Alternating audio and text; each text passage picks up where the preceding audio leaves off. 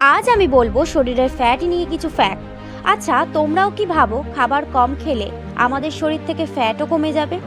এই কথাটি সম্পূর্ণ। শুধু ব্যায়াম করলেই যে ফ্যাট কমে তা না, খাবার আর লাইফস্টাইল মিলেই ফ্যাট কমে। ব্যায়াম 30% করতে হবে আর খাবার 70% খেতে হবে।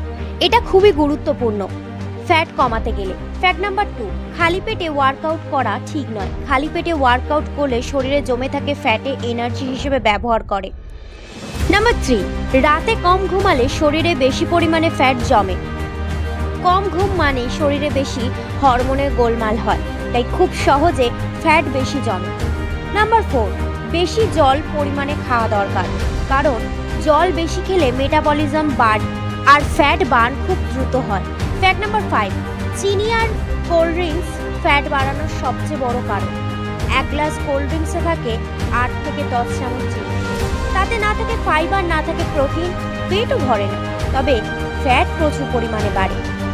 নাম্বার 6, পেটের ফ্যাট সবার শেষে কমে, কারণ শরীরের আগে হাত পা থেকে ফ্যাট বার্ন করে, তারপর পেটের ফ্যাট কমে। নাম্বার 7, দ্রুত ফ্যাট কমানো শরীরের পক্ষে খুবই ক্ষতিকারক।